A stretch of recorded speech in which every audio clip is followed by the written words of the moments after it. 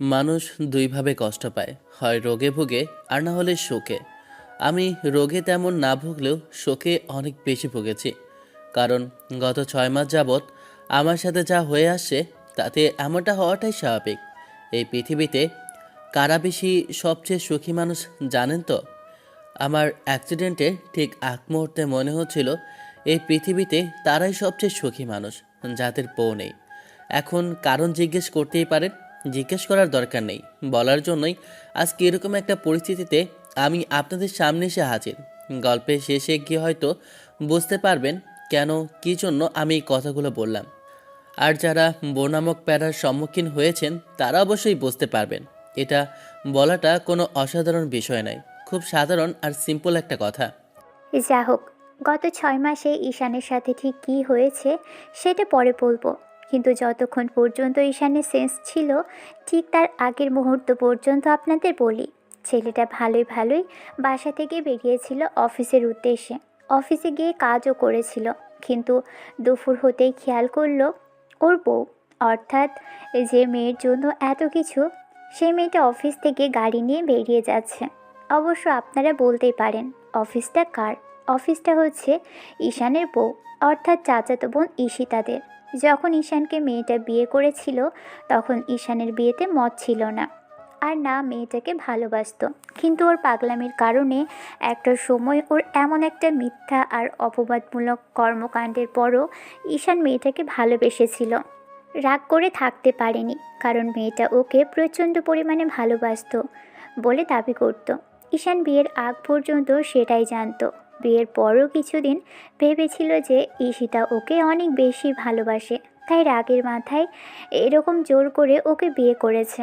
গল্পের নামে এতক্ষণ আপনাদের বুঝে যাওয়ার কথা, সিনিয়র ব্ল্যাকমেলার চাচাতো বোনের সাথে ঈশানের বিয়েটা হয়েছে। মেয়েটা ঈশানকে গত 5 বছর যাবৎ পছন্দ করে ভালোবাসে, কিন্তু লেখাপড়ার জন্য মেয়েটাকে বাহিরে পাঠানো হয়েছিল। যেতে চাইছিল না তখন। অবশ্যই ঈশান জানতো না যে ঈশিতা আপুকে এত বেশি পছন্দ করে আর এত ভালোবাসে। আর জানবে বা কী করে? চাচাতো বোন হওয়ার দরুন ঈশান মেয়েটার এরকম হাবভাব কিংবা ওর কেয়ারিং আর পাগলামিগুলো ঈশান স্বাভাবিকভাবেই নিয়েছিল। চাচাতো ভাই বোনের মধ্যে এরকম দুষ্টু মিষ্টি খুনসুটি থাকতেই পারে।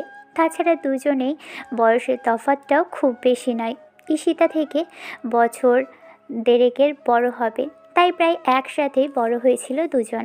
ছোটবেলা থেকেই দুজনের মাঝে ঝগড়ার লড়াই লেগে থাকতো, কিন্তু বোঝার বয়স হবার পর থেকে ঈশান দেখে আসছে মেয়েটা একদম ওকে বলতে পাগল। ঈশান ভেবেছিল একসাথে থেকেছে আর চাচাতো বোন বলেই ওর প্রতি এত বেশি মেয়েটা খেয়াল রাখে। ঈশানও বোন হিসেবে ওকে সবসময় আপু বলেই ডেকেছে। তারপর যখন গত 5 বছর আগে মেয়েটাকে বাসা থেকে জোর করে বাইরে পাঠানো হলো পড়ালেখার জন্য, তখন ঈশিতা যেতে চাইছিল না। তার কারণ জানতে চাইলে মেয়েটা বলে ও পরিবার ছেড়ে কোথাও যাবে না। কিন্তু ঈশান ততদিনেও জানতো না যে কারণটা একমাত্র ও।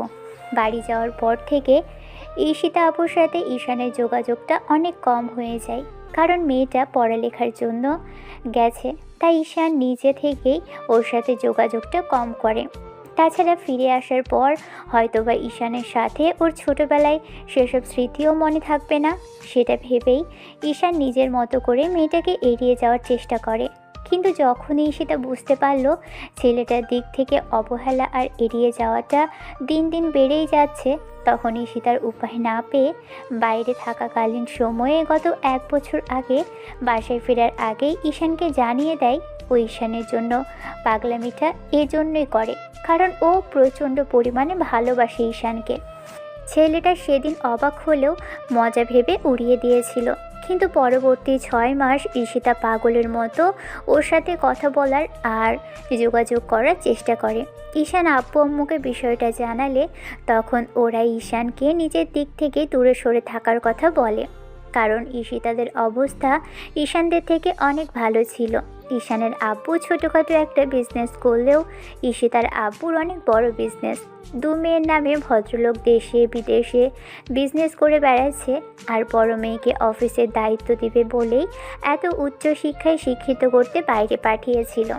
কিন্তু 6 মাস যেতে না যেতেই ঈশিতা আর থাকতে না পেরে ঈশানের এরকম অবহেলাটা সহ্য করতে পারল না বলেই দেশে ফিরে এসেছে। আব্বু আম্মুর সাথে জেদ করে এক প্রকার দেশে ফিরে আসে, কিন্তু মেয়েটা এবারও কারণটা বলেনি। তারপর থেকে মেয়েটা ঈশানের পিছনে লেগেছিল। ঈশান যথাসম্ভব ওর থেকে দূরে থাকার চেষ্টা করত, কিন্তু মেয়েটা প্রচুর পরিমাণে ঈশানকে ইমোশনালি ব্ল্যাকমেল করে, বারবার নিজের কাছে টেনে নিত। ঈশান যতবার মেয়েটার থেকে দূরে যাওয়ার চেষ্টা করেছে ততবার মেয়েটা সুইসাইড পর্যন্তও করতে গিয়েছিল। শেষে উপায় না পেয়ে ঈশান ওর থেকে দূরে সরতে তো পারেইনি, কিন্তু যথাসম্ভব ওর এই প্রেম ভালোবাসার নাম সাইকোপ্যাথ থেকে দূরে থাকার চেষ্টা করে। কারণে ঈশিতার ভালোবাসাটা ছিল খুবই মারাত্মক। সময়ে অসময়ে মেয়েটা যখন যা খুশি তাই করত। মাঝরাতে ঈশানকে দেখতে ইচ্ছে হলে ওকে কল করে বাসায় ডাকতো, জোর করে এক প্রকার ঈশানকে দিয়ে নানা কাজ করিয়ে নিত। অন্যদিকে ঈশান আব্বু আম্মুর কথা ভেবেছিল, জানতো ঈশিতার আব্বু কখনো ওদের সম্পর্কটা মেনে নিবে না। একই তো কাজিন, তার উপর আবার ওদের অবস্থা এত বেশি ভালো ছিল যে ঈশানের সাথে তার মেয়েকে কখনোই মেনে নিত না। ভদ্রলোক রাগী বলে ঈশান দূরে থাকতো। ঈশানের আব্বুর একটা মান সম্মান আছে, সেটা ভেবেই শেষে ওরা দুজন বিয়ে করে নিলে কিংবা সম্পর্কে জড়ালে এসব জানার পর ভদ্রলোক তার ছোট ভাইয়ের সাথে সম্পর্ক ছিন্ন করতেও দুবার ভাববেন না।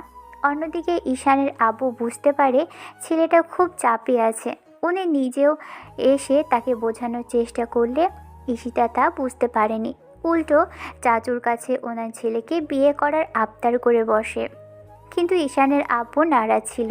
শেষে উপায় না পেয়ে ভদ্রলোক বড় ভাইয়ের দ্বারস্থ হয়, আর তারপর কথা চলে বড় মেয়ের বিয়ে দেওয়ার কথা বললে ঈশিতার আব্বু বলেছিল সময় হলে ঠিকই দিবেন। কিন্তু ঈশানের আব্বু চেয়েছিল ঈশিতার বিয়ে হয়ে গেলে আর পাগলামি করতে পারবে না। তারপর গত 6 মাস আগে যখন ঈশিতার আব্বু ওর জন্য ভালো একটা পাত্রের সন্ধান পায়, তখন ছেলেটার সম্পর্কে ঈশিতাকে জানায়।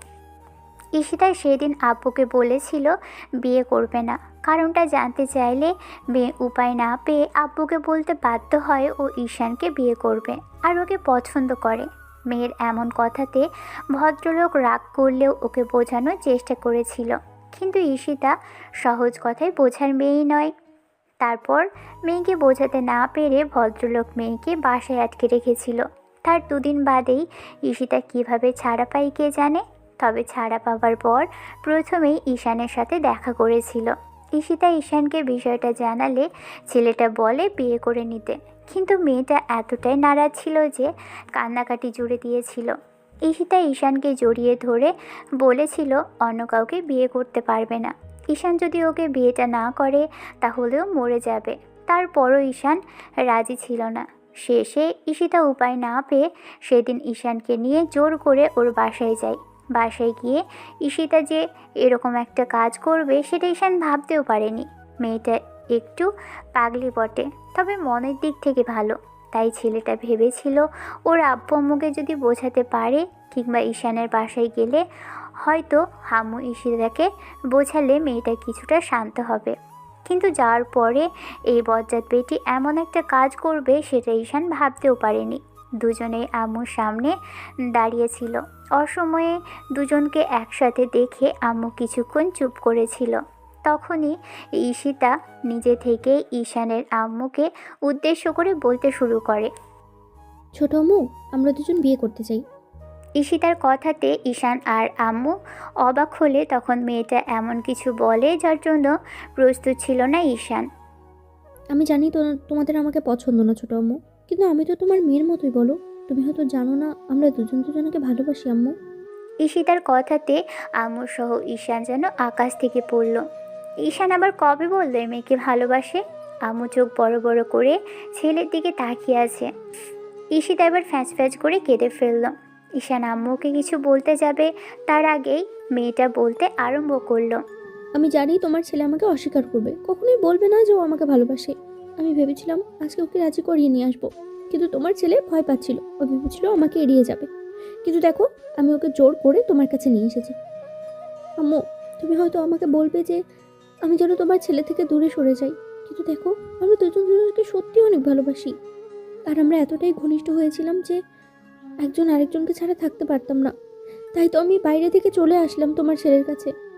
তারপর এতটাই ঘনিষ্ঠ হয়েছে যে এখন তোমার ছেলেকে ছেড়ে থাকাটা পারবো না। এখন যদি ও আমাকে বিয়ে না করে তাহলে আমাকে সুইসাইড করতে হবে আম্মু। মানে? ছোট আম্মু, মানেটা খুবই সোজা। ঈশান আর আমি ইন্টিমেট হয়েছিলাম, আর এখন ওর বেবি আমার পেটে। তোমার ছেলে সবটা জানার পরে আমাকে দূরে সরিয়ে দিতে চাইছে। আরে বেবিকে অস্বীকার করছে। ও বলছে ও এসবের দায়ভার নিতে পারবে না। তুমি বলো না, আমরা কি ইচ্ছে করে এমনটা করেছি? ইমোশনাল হয়ে আবেগের বশে এরকম একটা কাজ করে ফেলেছি। এখন ও যদি আমাকে দূরে সরিয়ে দেয়, আমি কি করে বাঁচবো? ছোট আম্মু, তোমার ছেলেকে বলো না আমাকে বিয়ে করে নিতে, নাহলে আমি সমাজে কারোর সামনে মুখ দেখাতে পারবো না। সুইসাইড করে মরে যাওয়া ছাড়া আমার আর কোনো উপায় থাকবে না। ঈশিতার কথাতে যেন আম্মু আকাশ থেকে পড়ল। বিশ্বাসই করতে পারছে না যে ছেলে এমন একটা অন্যায় করেছে। মেয়েটা এমন কান্নাকাটি করে বারবার একই কথা বলতে লাগলো। ঈশান হতভম্ব হয়ে গেছে। কী জবাব দিবে কিংবা কি বলে বিষয়টাকে প্রমাণ করার চেষ্টা করবে সেটাও জানা নেই।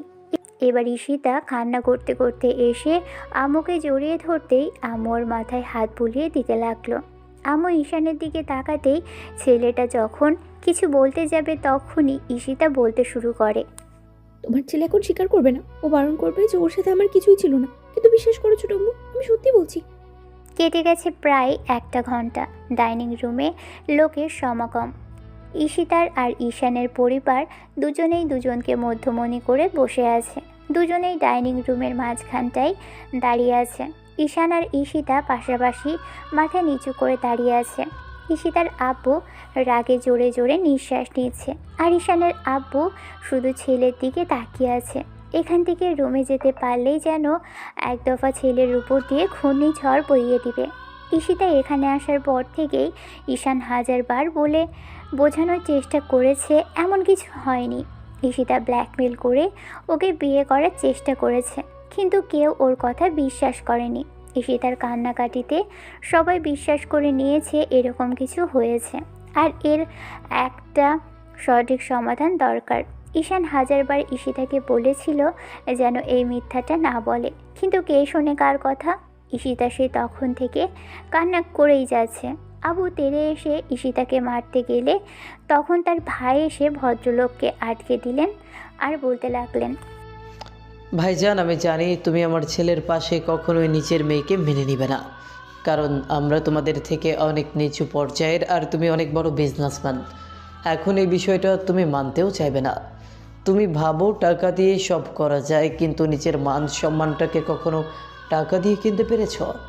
দেখো ভাইজান, আমি এই কথাগুলো বলতে বাধ্য হচ্ছি। তুমি যাও, সমস্যার সমাধান হতে পারে, তাতে কি হয়েছে? কতই তো হচ্ছে চাচাতো ভাই বোনের মধ্যে বিয়ে। এখন যদি জেদ ধরে বসে থাকো তাহলে ছেলে মেয়ের কারণে আমাদের মান সম্মান নষ্ট হবে। তাই আমার রিকোয়েস্ট থাকবে তুমি ওদের মেনে নাও আর ওদের বিয়েটা দিয়ে দাও আজকেই। দেখো, ছোটোবেলা থেকে আমি তোমার কথা মেনে এসেছি, তাই তোমার কাছে রিকোয়েস্ট করছি। আর ছেলের বাবা হিসেবে বড় ভাইয়ের মান সম্মান বাঁচানোর কথা ভেবেও আমি এরকম কথা বলছি, কারণ আমি চাই না আমাদের পুরো পরিবারের সম্মানটা নষ্ট হোক। এক সময় আমরা একসাথে থাকলেও এখন আলাদা, কিন্তু আমি তোমার পরিবার আর আমার পরিবারকে কখনো আলাদা করে দেখিনি। ঈশিতা আমার মেয়ের মতো, ওর বিয়ে হলেও ভালো থাকবে। আমি জানি না ওর সব আশাগুলো পূরণ করতে পারবে কিনা ঈশান, তবে আমি চেষ্টা করব সর্বোচ্চ ভালো রাখার তোমার মেয়েকে। এবার ঈশিতার আম্মু এগিয়ে আসলো আর ঈশিতার আব্বুর একটা হাত ধরে বলতে আরম্ভ করলো, ওগো, রাগের মাথায় এমন কিছু করো না যার জন্য মেয়েটার ক্ষতি হয় আর পরিবারের মান সম্মানটা ধুলোর সাথে মিশে যায়। তোমার ভাই ঠিকই বলেছে। দেখো, ঈশিতাকে আমরা ভালো একটা ছেলের হাতে তুলে দিতে চেয়েছিলাম। ঈশান তো ভালো ছেলে, ওর সাথে বিয়ে হলেই আমাদের মেয়ে খুশি থাকবে। ওরা ভালোবাসি বলেই এরকম একটা ভুল করে ফেলেছে। এখন তুমি আর রাগ জেদ করে এরকম কিছু করো না যার জন্য সম্মানটা শেষে ধুলোর সাথে মিশে যায়। রাগ করলে সবটা ঠিক হয়ে যাবে। তুমি ওদের মেনে নেবে, কারণ মেয়েদের থেকে তুমি দূরে থাকতে পারবে না, ওদের কাছে টেনে নিতেই হবে। কিন্তু যদি সম্মানটা নষ্ট হয় সেটা আর ফিরে পাওয়া যাবে না। ঈশান কোনো কথা বলল না, আর কোনো কথা বলার সুযোগও পেল না। তার আগেই ঈশিতার আব্বু আম্মু হাজারটা কথা বলল। ঈশানের আব্বু আম্মু ওনাদের বোঝালো মান সম্মান বাঁচানোর জন্য হলেও দুজনের বিয়ে দিতে হবে। ঈশান যতবার বোঝানোর চেষ্টা করলো এরকম কিছুই করেনি কিংবা হয়নি। তখন ঈশিতা ঈশানকে জড়িয়ে ধরে কান্নাকাটি করে বলল যেন এসব কথা না বলে, আর ওকে বিয়ে না করলে ঈশিতা সুইসাইড করে নেবে। এরকম কোনো কথা বলাতেই ঈশানের আব্বু রেগে গিয়েছিল। তাই ঈশান আর কোনো উপায় না পেয়ে চুপ করেছিল। বুঝতে পারল এখন এই মুহূর্তে ওর কথাটা আর কেউ বিশ্বাস করবে না। তাই জোর গলায় এসব বলেও কোনো লাভ হবে না। শেষে 1.5 ঘন্টার প্রচেষ্টার পর ঈশিতার আব্বু বিয়েতে তো রাজি হলো, কিন্তু ভদ্রলোক চুপ করেছিলেন। কাজে আসলে ঈশান বলল ঈশিতাকে বিয়ে করবে না। তখন ঈশানের আব্বু কষিয়ে ওর কান বরাবর কয়েকটা বসাতেই কান দিয়ে গরম ধোঁয়া বেরোচ্ছে। ঈশান বুঝতে পারল যে এর থেকে বেশি কথা বললে আজকে এখানে আব্বু ওকে আত্মহত্যা গাছের গোটা নিজের হাতে খাইয়ে দিবে, আর তাতে জীবনটা তো শেষ হবেই। আবার দেখা গেল ঈশিতার আব্বু এরকম কাজ করবে, তাতে সারা জীবন জেলে বসেই থাকতে হবে। আজকে যদি বিয়েটা না করে তাহলে ঈশিতা যেভাবে কান্নাকাটি করছে ওকে পাওয়ার জন্য, তাতে উল্টোপাল্টা কিছু করতে দ্বিতীয়বার ভাববে না মেয়েটা। আব্বু আর ঈশিতার আব্বুর এরকম রাগী চেহারা দেখে ঈশান কানে হাত রেখেই শুকনো ঢোক গিলে সাইন করে দিল। ঈশিতাও খুব সহজেই সাইন করে দিয়ে 3 কবুল বলে বিয়েটা সম্পন্ন করলো। বিয়ের পর থেকেই লজ্জায় বেটি ঈশানের একটা হাত জড়িয়ে ধরে রেখেছে। আব্বু আম্মুর সামনে নির্লজ্জ মেয়ের এরকম কাজকর্মে ঈশানের মাথাটা কাটা যাচ্ছে। বিয়ে শেষ হওয়ার পরই ঈশিতার আব্বু উঠে দাঁড়ালো আর তাকে উদ্দেশ্য করে বলতে আরম্ভ করলো, তুমি আমার চোখের সামনে দ্বিতীয়বার আসবে না। তোমার জন্য আজকে মান ইজ্জত সরব আমার ধুলোয় মিশতে যাচ্ছিল। এমন একটা কাজ না করলে আমি কখনোই এই বিয়ে মেনে নিতাম না। আমার ভাবতেই লজ্জা লাগছে যে তুমি আমার মেয়ে আর এরকম একটা কাজ করেছো। তুমি ভেবো না বিয়েটা মেনে নিয়েছি বলে তোমাদের দুজনকে আমি মেনে নিয়েছি। তোমরা ভুলেও আমার চোখের সামনে আসবে না, আর আমার বাড়িতে আসার সাহসও তুমি দেখাবে না। তুমি যে কাজ করেছো তাতে আজকের পর থেকে আমি ভুলে যাব আমার বড় কোনো মেয়ে ছিল। তোমাদের জন্য আমি সারা জীবন খেটে এত সম্পদের মালিক হয়েছি, সেই তোমার জন্যই আমার মান সম্মানটা খোয়াতে যাচ্ছিলাম। তাই ভুলেও যদি চোখের সামনে আসো না, আমি ভুলে যাব যে তুমি আমার মেয়ে ছিলে। আব্বু ঈশিতাকে আর কোনো কথা বলার সুযোগ না দিয়ে বাসা থেকে বেরিয়ে গেল। ঈশিতা কান্না করে দিল। ঈশানও জোর করে ওকে ছাড়িয়ে নিয়ে রুমের দিকে চলে গেল, কারণ এখানে আর এক মুহূর্ত থাকলে এই মুহূর্তে আব্বু ওকে মেরে কী অবস্থা করবে তার ঠিক নেই। রুমে আসার পর কতক্ষণ পার হয়েছে ঈশান জানে না। তারপর যখন বুঝতে পারলো পিছন থেকে কেউ একজন জড়িয়ে ধরেছে, তখন ঈশানের হুঁশ ফিরল। কারণ যে মেয়েটা ওকে জড়িয়ে ধরেছে একটু আগেই তার সাথে জোরপূর্বক হলেও বিয়েটা হয়েছে। ঈশান জোর করে ঈশিতাকে ছাড়িয়ে নিল, কারণ একটু আগে মেয়েটা যে নাটক করেছে তাতে ওর মান সম্মানটা শেষ। তারপর মেয়েটার দিকে ফিরে বলতে লাগলো, তুমি যদি ভেবে থাকো যে বিয়েটা হয়েছে বলেই আমি তোমাকে মেনে নেব, তাহলে সেটা তোমার ভুল ধারণা। আজকে সবার সামনে তুমি যেভাবে আমাকে অসম্মানিত, আমাকে ছোট করে দিয়েছো, এসব আমি সারা জীবনে কখনোই ভুলবো না। তুমি জোর করে আমাকে বিয়ে করে জীবনের সবচেয়ে বড় ভুলটা করলে, কারণ তুমি ভেবেছিলে যে আমাকে বিয়ে করলে আমি তোমাকে মেনে নিব, আমাদের সংসার হবে, তোমাকে ভালোবাসবো, তাই তো? সেটা তোমার জীবনের সবচেয়ে বড় ভুল। একটা ছেলের সম্মান থাকে, আর সেই সম্মান তুমি আজকে পয়সাতে মারিয়ে দিয়েছো। তোমার কাছে মনে হচ্ছে এটা একটা সাধারণ বিষয়, কিন্তু আমার কাছে জীবনের সবচেয়ে বড় দাগ আজকের এই বিষয়টা হয়ে থাকলো। না তোমার আব্বু আম্মুর সামনে গিয়ে কখনো আমি মাথা তুলে দাঁড়াতে পারবো, আর না আব্বু আম্মুর কাছে গিয়ে কখনো বলতে পারবো আমি এরকম কোনো অন্যায় করিনি। এর থেকে তুমি আমাকে মেরে ফেলতে, সেটাও আমি সহ্য করে নিতাম, নির্দ্বিধায় আমি নিজের জীবন দিয়ে দিতাম। কিন্তু আমার সম্মানটাকে এভাবে সবার সামনে খুন না করলেও পারতে। জোর করে আর যাই হোক, তুমি আমার থেকে ভালোবাসা পাবে না। তুমি বাসার সবাইকে আর তোমার আব্বু আমাকে রাজি করাতে পারলো আমি বিয়ে করে নিতাম, কিন্তু তুমি একটাবার সেটা না ভেবে এমন একটা নিচু কাজ করলে যার জন্য আমার এই এখন নিজেকেই ঘৃণা লাগছে নিজের প্রতি। মনে হচ্ছে ছোটবেলা থেকে আমি তোমাকে আবু রেখে এসেছি আর তুমি আমার চাচাতো বোন ছিলে। এটা আমার জীবনে সবচেয়ে বড় অভিশাপ ছিল। তুমি যদি ভেবে থাকো আমি তোমাকে ভালোবাসবো তাহলে সেটা তোমার ভুল ধারণা। তুমি আমার ভালোবাসাটা আমার এত কাছ থেকে কখনোই পাবে না। ঈশান আমার কথা শোনো, তোমাকে পাওয়ার জন্য এরকম একটা কাজ করেছি বেবি। আমি জানি তোমার রাগ হচ্ছে খুব। তোমার যদি রাগটা না কমে তাহলে তুমি আমাকে মারো, বকো, যা ইচ্ছে তাই করো, তারপর এসব কথা বলো না। আমার খুব কষ্ট হচ্ছে। আমি জানি তুমি আমাকে একটু হলেও ভালোবাসো। আজ আজ নয়তো বা কাল সেটা স্বীকার তো করবেই। বিয়ে যেমন করে হোক, স্বামী স্ত্রীর বন্ধনটা পবিত্র। তাই তোমার আমাকে একটা সময় অনিচ্ছাকৃত থাকলেও ভালোবাসতেই হবে। কারণ কেন জানো তো, নিজের পক্ষে ছেড়ে কেউ দূরে থাকতে পারে না। তুমি এমন কথা বলো না প্লিজ। একটু ঠান্ডা মাথায় ভাবো। আমি কথা দিচ্ছি আমি এখন থেকে অনেক ভালো মেয়ে হয়ে যাব। দেখো, কিছুদিন পরে আমি দুই পরিবারের সবাইকে সবটা সত্যি করে বলে দেবো। সব ঠিক হয়ে যাবে শোনা। রাগের মাথায় আমাকে কষ্ট দিয়ে শেষে নিজেও কষ্ট পাবে। আমার জন্য যে সমস্যাটা সৃষ্টি হয়েছে আমি সেটা সমাধান করে দেবো। প্লিজ একটু বোঝার চেষ্টা করো। তাহলে কি আমার সম্মানটা ফিরিয়ে দিতে পারবে? আজকে সবার সামনে যে নাটকটা তুমি করলে তারপর আমার মান সম্মান ধুলোর সাথে মিশে গেছে। আব্বু আম্মুর লজ্জায় মাথা কাটা যাচ্ছিল। তুমি একবার তাকিয়ে দেখেছো ওদের দিকে। তোমার আব্বু কী ভেবেছে জানো? টাকা পয়সার লোভে আমি তোমাকে প্রেমের জালে ফাঁসিয়েছি আর এসব করে তোমার সাথে বিয়ে করার জন্য এরকম একটা নাটক করেছি। আজকের পর তোমার আব্বু আম্মুর সামনে গিয়ে দাঁড়াতে পারবে না, কারণ সবচেয়ে বাজে কাজটা তুমি আজকে করেছো। আমার সম্মানের সাথে সাথে আমার আব্বু আম্মুর সম্মানটাও নষ্ট করে দিলে। তোমার কাছে সব কিছু সহজ আর স্বাভাবিক মনে হলেও অন্যায় না করার পরও কয়েকটা মানুষের কাছে আমি সারা জীবন অপরাধী হয়ে যাব। সবাই আমাকে এতটা নিচু ভাববে যেটা আমি কল্পনাও করতে পারি না।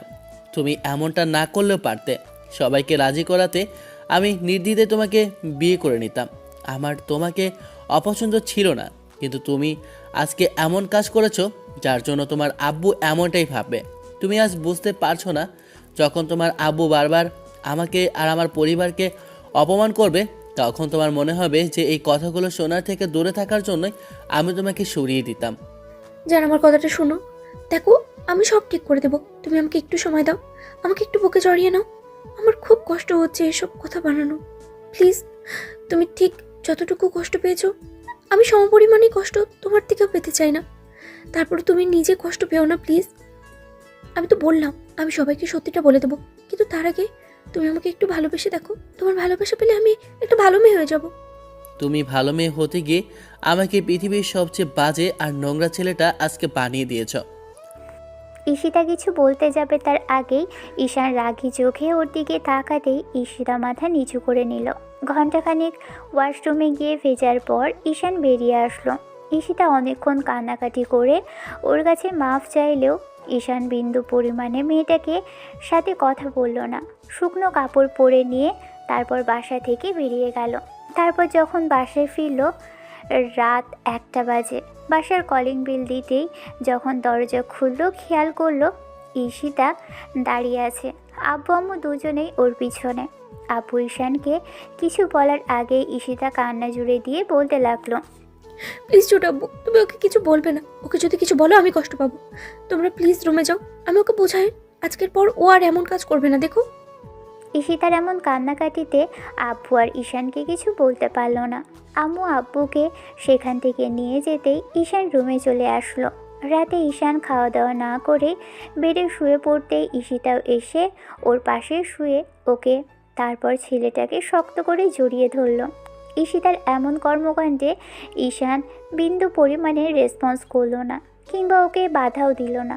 ঈশিতা ভেবেছিল ঈশান ওকে দূরে সরানোর চেষ্টা করবে, কিংবা এখন আবার রাগারাগি করবে, কিন্তু ছেলেটা চুপ করে রইল। ঈশিতা ঈশানের মুখের দিকে তাকিয়ে দেখল ঈশানের চোখ দিয়ে পানি পড়ছে। ঈশিতা আর বুঝতে বাকি রইল না আজকে কত বড় একটা অন্যায় করে ফেলেছে ঈশানের সাথে। সবসময় মজার ছলে এরকম কাজ করলেও আজকে মজা করে ঈশানকে কাছে পেতে গিয়ে শেষে ওর ভালোবাসাটা থেকেও ও বঞ্চিত হয়ে গেছে। ঈশিতা অনেকক্ষণ ঈশানের চোখে মুখে চুমু খেলো। তারপর ছেলেটা কোনো রেসপন্স করলো না। একটা সময় ঈশিতা ঈশানের ঠোঁটেও কিস করলো, কিন্তু ঈশানের কোনো রেসপন্স নেই। পাথরের মূর্তির ন্যায় ছেলেটা বেডে পড়ে রইল। একটা সময় ঈশিতা ওর বুকে মুখ গুজে দিয়ে ফুঁপিয়ে উঠল। এমন করেই কাটলো একটা সপ্তাহ, কিন্তু ঈশান ঈশিতার সাথে একটুও কথা বলল না। মেয়েটা ঈশানের সামনে কান্নাকাটি পর্যন্ত করলো, হাত পায়ে পর্যন্ত ধরলো, কিন্তু কোনো সাড়া পেল না। ঈশানের মনটা এমন করে ঈশিতা ভেঙে দিয়েছে যে ঈশানের দিক থেকে কোনো রেসপন্সই পাচ্ছে না। আব্বু আম্মু ঈশানকে হাজারটা বকা দিলেও ছেলেটা চুপ করে থাকে। অন্যদিকে ঈশিতা সম্পূর্ণভাবে ঈশানকে পরিবারের হাত থেকে প্রোটেক্ট করার চেষ্টা করে, কারণ ছেলেটার যে দোষ নেই। ঈশিতা ভাবে ঈশানের সামনে ভালো হওয়ার চেষ্টা করলেই হয়তো ছেলেটা ওকে ভালোবাসবে, কিন্তু দিন যাচ্ছে আর ঈশান যেন আরোই চুপচাপ হয়ে যাচ্ছে। ওর মনে এমন একটা ক্ষতির সৃষ্টি হয়েছে ঈশিতা এরকম কাজে, যার জন্য ঈশান আর এমন কারোর সাথেই তেমন করে কথা বলে না। 1 মাস পর ঈশিতা আর উপায় না পেয়ে ঈশানের, এমনকি ওর আব্বু আম্মুকে ডেকে তারপর সবার সামনে সব সত্যিটা বলে দেয়। তারপর ঈশিতা ঈশানের আব্বু আম্মুর পায়ে পড়ে কান্নাকাটি করে মাফ চেয়ে নেয়। ঈশান তারপরও কোনো রেসপন্স করছিল না, চুপ করেছিল। তখন ঈশিতা ওর আব্বুকে উদ্দেশ্য করে বলতে লাগে, যাকে ভালোবাসি তাকে কাছে পেতে গিয়ে সবার সামনে ছোট করে দিয়েছে আব্বু। পৃথিবীর সবচেয়ে অপরাধী বোধ হয় আজকে নিজেকে মনে হচ্ছে। কি করব বলো, পাগলের মতো ভালোবাসি তো, তাই আমাকে পাগলই ভেবেছে সবসময়। আর সবচেয়ে বড় কথা কি জানো, ঈশান সবসময় আমার থেকে তোমার জন্যই দূরে থাকার চেষ্টা করেছে, কারণ তুমি ভাবতে ঈশান আমাকে টাকা পয়সার জন্য এরকম করে ফাঁসিয়েছে, আর শেষে ওদের শুনতে হয়েছে। আর সেটার একমাত্র কারণ আমি। কিন্তু আমি তো এগুলো কিছুই চাইনি আব্বু। আমি চেয়েছিলাম ওর নিঃস্বার্থ ভালোবাসা। ওর কি আছে না নেই আমার কিছু জানার দরকার ছিল না। তোমার এত সব সম্পদ, টাকা পয়সা, বাড়ি গাড়ি আমার কিছুই চাই না আব্বু। আমি ঈশানকে চেয়েছিলাম, তুমি রাজি হওনি, তাই এরকম একটা কাজ করেছিলাম। কিন্তু জানতাম না যে ওকে ছোট করে ফেলবো, আর ও আমার দিকে থেকে সরে সারা জীবনের জন্য মুখ ফিরিয়ে নেবে। আমি হেরে গেছি আপু, আমার ভালোবাসাও ছোট হয়ে গেছে আমার নিজের কাজের জন্য। আমি আমার ভালোবাসাটাকে এখানের কাছে ছোট করে দিয়েছি। কাউকে ভালোবাসলে এতটাও নিজেকে ছোট হতে নেই যে সে তোমার ভালোবাসাটাকে সম্মান করতে পারবে না। আমি অন্যায় করেছি, তোমরা যা শাস্তি চাও আমাকে দিতে পারো, আমি মাথা পেতে নেব। আমি একটা মাসে বুঝে গেছি জোর করে আর যাই হোক ভালোবাসা আদায় করা যায় না। আবু তোমরা যদি চাও আমি ঈশানের থেকে দূরে চলে যাব, সেপারেট হয়ে যাব আমরা। এসে তুমি চাইলে বলে দিতে পারো, অনেক জানিয়েছি তোমাকে এই 5টা বছর। পাগলের মতো ভালোবেসেছি, কিন্তু কখনো বোঝার চেষ্টাই করিনি। এতগুলো দিনে তোমার থেকে আমি কোনো প্রকার পজিটিভ ইঙ্গিতই পাইনি, কারণ তুমি আমাকে ভালোই বাসনি, সবসময় চাচাতো বোনই ভেবেছো। ঈশান চুপ করেছিল। ঈশিতা গিয়ে ওর পায়ে জড়িয়ে ধরে কিছুক্ষণ কান্নাকাটি করলো। নিজের কাজের জন্য সবার কাছে 1000 বার মাফ চাইলো। এবার আম্মু নিজেই ঈশিতাকে জড়িয়ে ধরে ওর মাথায় হাত বুলিয়ে দিতে লাগলো। ঈশান ভেবেছিল ঈশিতার আব্বু কোনো রিয়াক্ট করবে, কিন্তু ভদ্রলোক কোনো কথা না বলে এখানে বাসা থেকে বেরিয়ে গেল। আব্বুও তেমন কোনো কথা বলল না। ঈশান রুমে চলে আসলো। এ ঘটনার পর 1 সপ্তাহ বাদে ঈশিতার আব্বু আম্মু ওদের বাসায় ডেকেছিল। তারপর ঈশানের কাছে উনি হাত জোর করে নিজের ব্যবহারের জন্য আর ঈশিতাকে এরকম দূরে সরিয়ে রাখার জন্য অনেক কথাই বলল। ঈশানও স্বস্তির নিঃশ্বাস ফেলল। মেয়ের উপর উনি রাগ করে নেই বলে ঈশান অনেক কথাই বলল। দিন শেষে ঈশান ঈশিতার সাথে বাসায় ফিরল। বাসায় আসতেই ঈশানের একটা বন্ধু ওকে কল করলো। মেয়েটাকে বাসায় রেখে ঈশান বাইরে গেল। বন্ধুদের সাথে আজকে অনেক দিন পর স্বাভাবিকভাবে আড্ডা দিল, কারণ মাথার উপর থেকে অনেক বড় একটা পাথর নেমে গেছে কিনা। ছেলেটাকে এরকম হাসি খুশি দেখে বন্ধুরা সবটা জিজ্ঞেস করলো। সব শোনার পর বন্ধুরা ঈশানকে পরামর্শ দিল, শোন বন্ধু, যেটা হবার হয়ে গেছে, এখন মেয়েটার উপরে রাগ করে থেকে আর লাভ নেই। এখন তো দুজন বিয়ে করে নিয়েছিস, আর কতদিন মেয়েটাকে দূরে রাখবি? ও তোকে সত্যিই অনেক বেশি ভালোবাসে। বাবার এত টাকা পয়সা থাকার পরও, হাজার সুযোগ সুবিধা থাকার পরও এত সুন্দরী হয়েও তোকে ভালোবাসে। ভালোবেসে বলে এত পাগলামি করলো। এখন তুই যদি এগুলো না বুঝতে পারিস, তাহলে আর কি করে মেয়েটা তোকে বোঝাবে? মানুষ তার জন্যই এতটা পাগলামি করে যাকে পাগলের মতো ভালোবাসে। তুই ঈশিতার থেকে কখনো ঠকবি না। তুই একটাবার ওকে ভালোবেসে দেখতে পারিস। আমাদের আহ, তাকেই ভালোবাসা উচিত যারা আমাদেরকে ভালোবাসে। আমার মনে হয় তোর এখন সময় হয়েছে মেয়েটাকে মেনে নেওয়ার। ঈশান মনোযোগ দিয়ে বন্ধুর সব কথাগুলো শুনলো। ওই কয়েকদিন যাবৎ ভাবছে মেয়েটাকে মেনে নিবে, আর তাছাড়া কতদিনই বা কষ্ট দিবে। মেয়েটা একটু একটু করে কষ্ট পাচ্ছে, সব সময় কান্নাকাটি করে বাসায় ফিরতেই দেখে একা একা বালিশ ভেজাচ্ছে। ঈশানকে দেখলে সবটা এড়িয়ে যাওয়ার চেষ্টা করে। সেদিন বন্ধুদের সাথে আড্ডা শেষ করে এসেই দেখলো মেয়েটার রুমে শুয়ে আছে। নিচে গিয়ে আম্মুকে জিজ্ঞেস করলো ঈশিতা খেয়েছে কিনা। আম্মু বলল খায়নি। ঈশান রুমে এসে ওকে বলতে লাগলো, শুনলাম রাতে খাওনি, চলো কে নিবে। আমার খিদা নেই। ঈশান তুমি গিয়ে খেয়ে নাও। কিন্তু আমার তো খুব খিদে পেয়েছে, ভাবলাম একসাথে খাই। আর আপনি আমাকে যদি খাইয়ে দিতেন তাহলে। কিন্তু আমার খিদে পাইনি ঈশান, তুমি গিয়ে খেয়ে আসো। আর আমি কাউকে খাইয়ে টাইয়ে দিতে পারি না। ভেবেছিলাম বাসায় এসে বউয়ের হাতে খাবো, খাইয়ে না দিলে অন্তত খাবারগুলো বেড়ে দিবে যত্ন করে, পাশে বসে খাওয়াবে। কিন্তু কোথায় কি, এমন একটা মেয়েকে বিয়ে করলাম যে কিনা আমার আদর যত্নই করে না। অনেক পাগলামি করেছি, এখন আর পাগলামি করতে ভালো লাগে না। পাগলামি করতে করতে সবার সামনে পাগল হয়ে গেছি। দিন শেষে এখন নিজেকে ক্লান্ত মনে হয়, আর ইচ্ছা হয় না তোমাকে এইসব বোঝাতে। তার মানে আপনি আগে আমাকে ভালোবাসতেন, এখন আর বাসেন না, তাই তো? সেটাই বলতে চাচ্ছেন? মেয়ে মানুষের ভালোবাসা এত তাড়াতাড়ি শেষ হয়ে যায় সেটা জানা ছিল না। ঈশান কথাগুলো বলে ওয়াশরুমে গিয়ে ফ্রেশ হয়ে আসলো। তারপর এসে দেখলো মেয়েটা বারবার ফুপিয়ে উঠছে। ঈশান বুঝে গেল মেয়েটাকে এমন কথা বলাতে কষ্ট পেয়েছে, কান্না করছে। ঈশান ওর হাত ধরে জোর করে টেনে উঠিয়ে বিছানায় বসালো। ঈশান ওকে খেতে যাওয়ার জন্য বললেও মেয়েটা যাবে না বলে জেদ ধরেছে।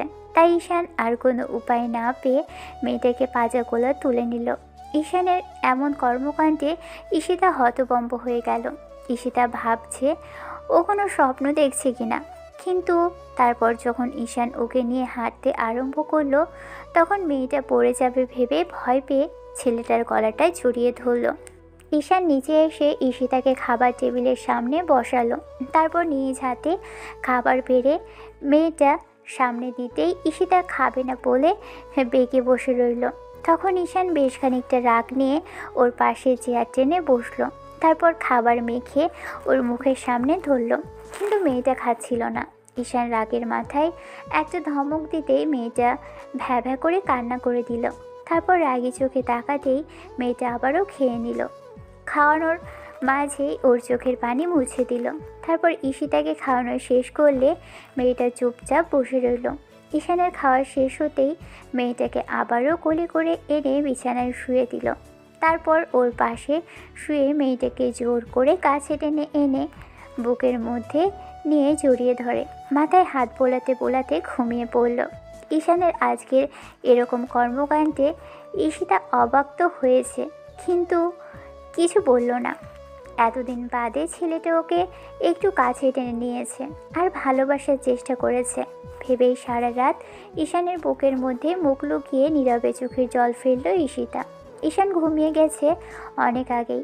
অন্যদিকে ঈশিতার অভিমানটা বেড়ে তীব্র হলো, কারণ এতদিন পরে এসে কিনা ছেলেটাকে ভালোবাসা দেখাচ্ছে। মেয়েটা ঠিক করে নিল এত সহজে ঈশানের ডাকে সাড়া দিবে না। ঈশান ওকে ঠিক কতটুকু ভালোবাসতে পারে সেটাই দেখবে, নাকি আজকের পর সে আবার আগের মতো হয়ে যাবে। সকল জল্পনা কল্পনা কাটিয়ে পরদিন ঈশিতার ঘুম ভাঙল বেলা 10টার দিকে।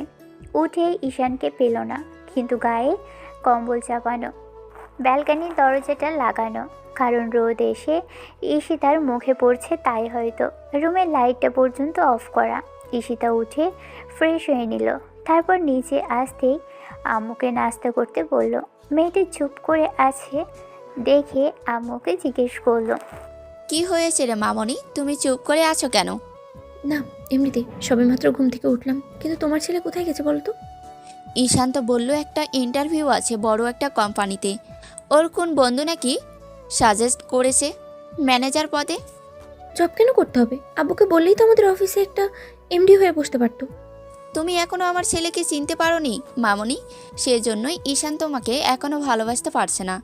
তুমি যদি ওকে আগে এইটুকু চিনতে পারতে তাহলে এত সমস্যা হতো না।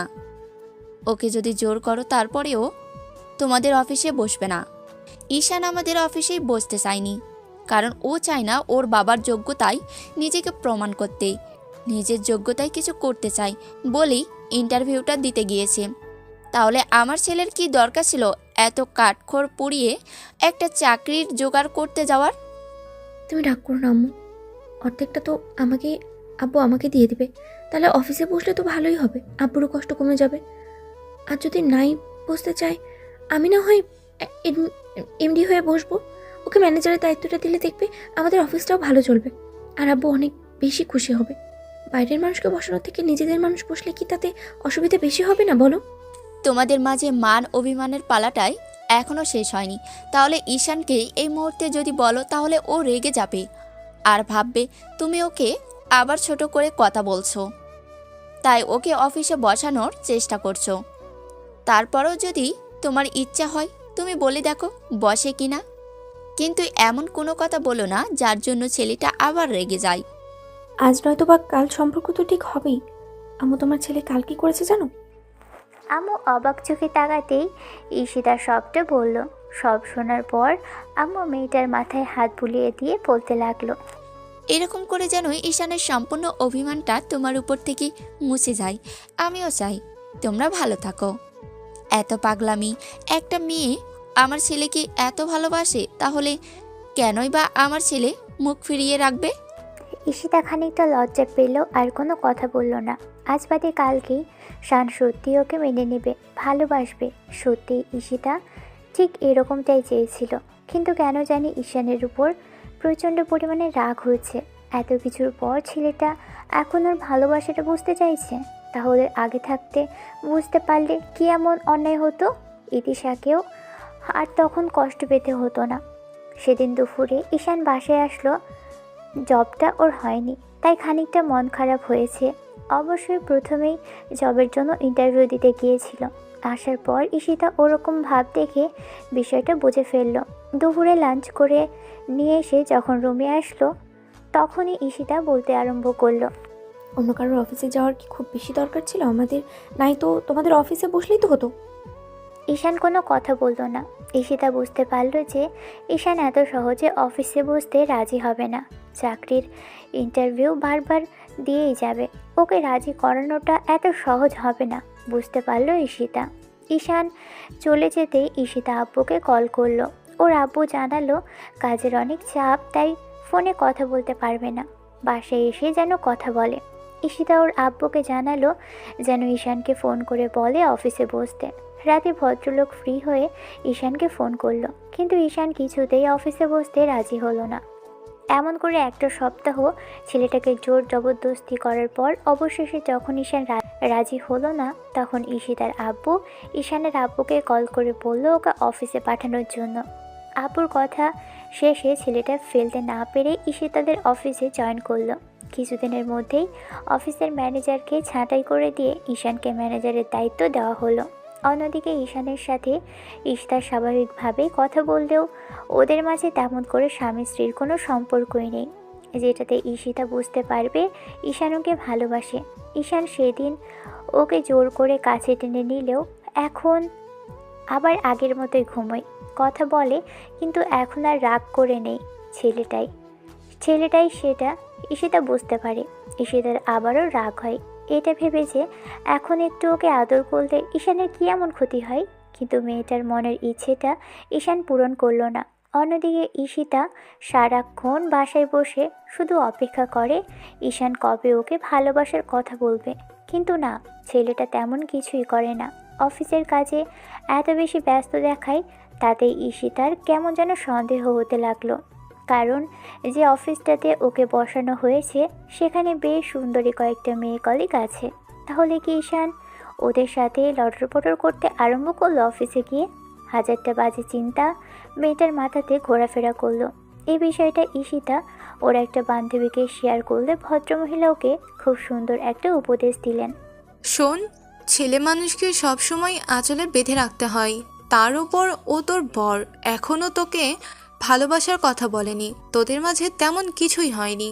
এর মাঝে তুই ওকে অফিসে পাঠিয়েছিস, আবার বলছিস অফিসে কতগুলো মেয়ে কলিগ আছে যাদের দেখতে একদম কিউটের ডিব্বা। তুই বুঝতে পারছিস মেয়েগুলো এমনিতেই ম্যানেজারের দিকে ঝুঁকে থাকার চেষ্টা করবে, তার উপর ছেলেটা যে পরিমাণে হ্যান্ডসাম, তাতে মেয়েগুলোর ওকে ফাঁসাবে। তাহলে আমি এখন কি করব? তুই আমাকে একটু বল। আমি তোকে এটাই সাজেস্ট করব, তুই গিয়ে অফিসে এমডির দায়িত্বটা নিবি, তাতে ওকে গার্ড করতে পারবি আর দেখে রাখতেও পারবি।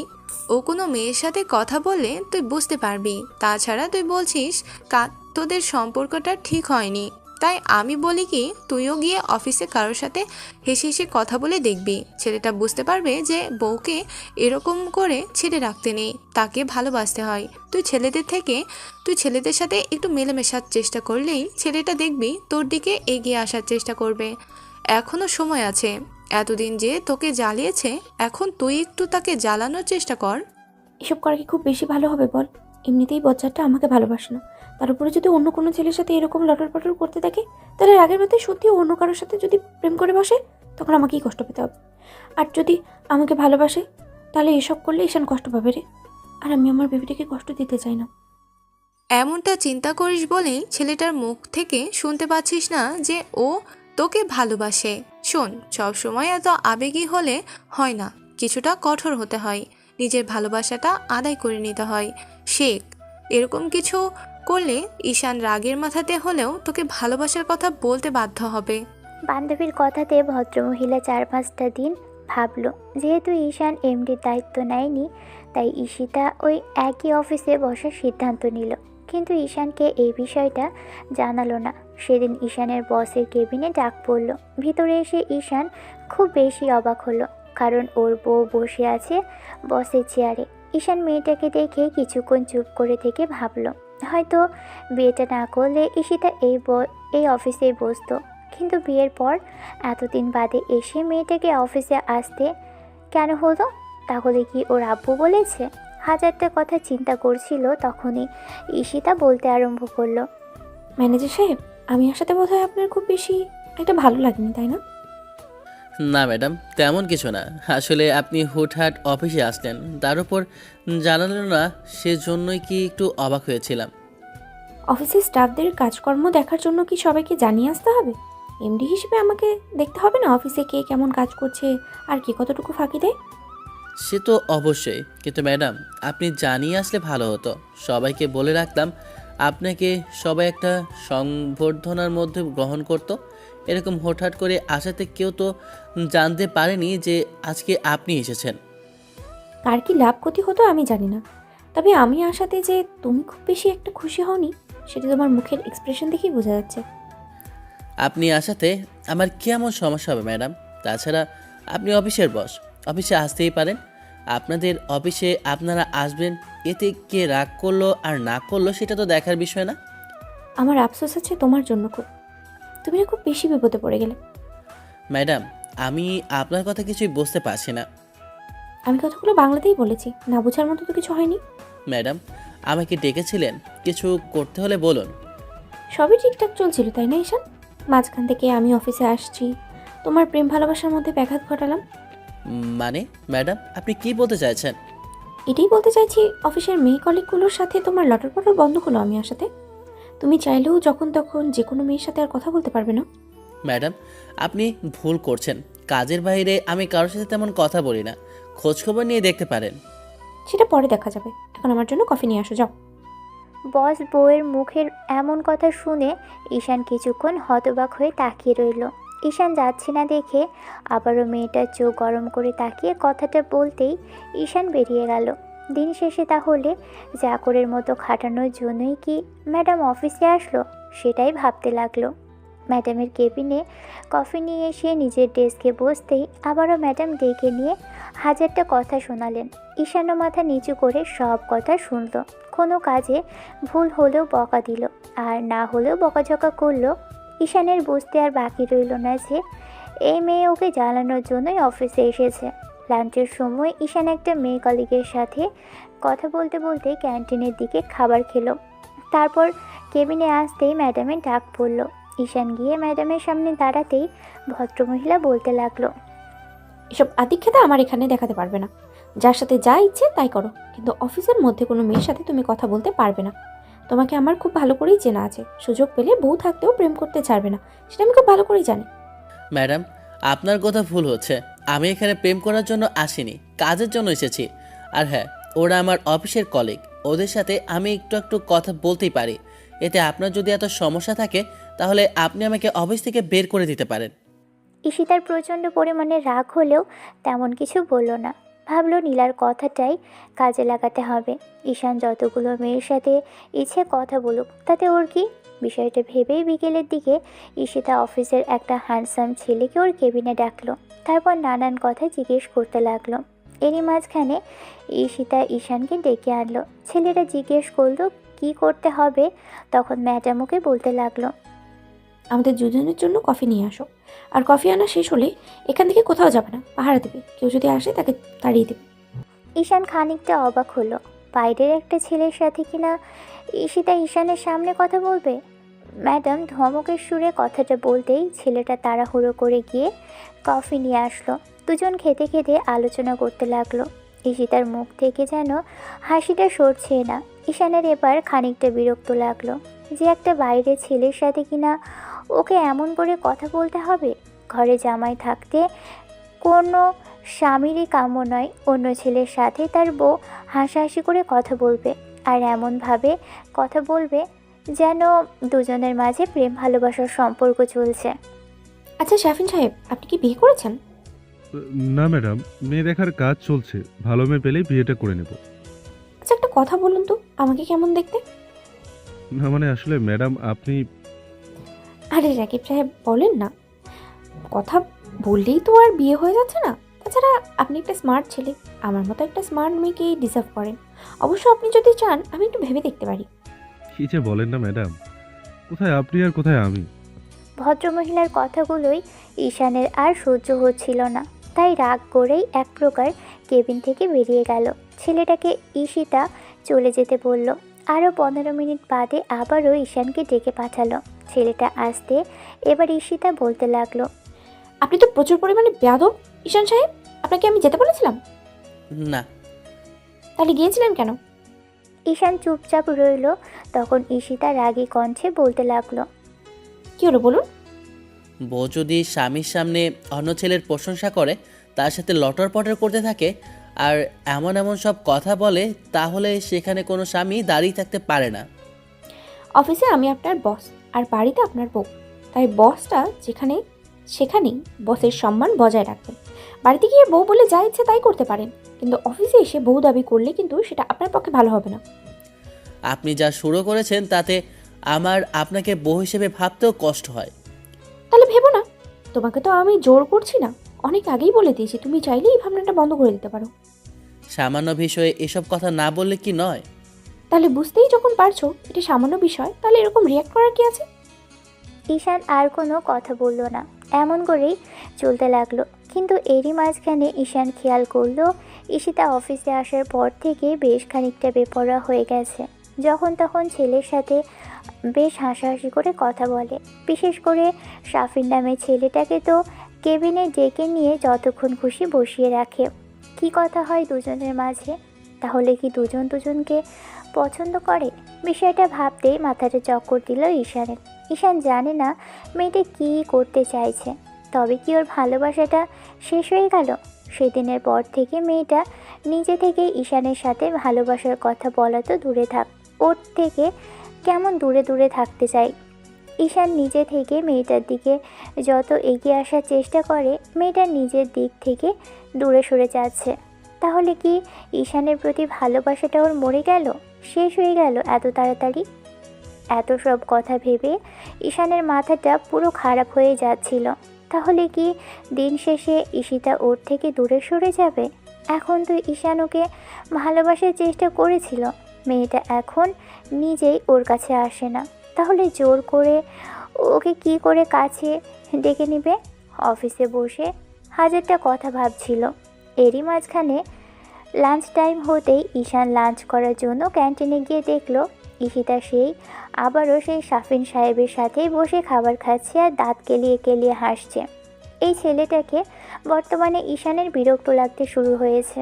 ঈশান ওকে আগে ভালো ভাবলেও যখন থেকে ওর বউয়ের সাথে এরকম লটর পটর গল্প শুরু হয়েছে তবে থেকে ঈশানের মনে হয় ছেলেটাকে কি আর কোনো মেয়েকে চোখে দেখলো না।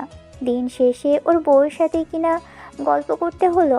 একটা মাস এরকম ঈশিতার সাথে অফিসে কথা কাটাকাটির মধ্য দিয়ে কাটলো ঈশানের, কারণ মেয়েটাকে প্রচুর পরিমাণে যেদিন যেটা বলে সেটা করেই ছাড়ে। তাহলে কি দিন শেষে ঈশানও রাগিয়ে তোলার জন্য এমন করছে?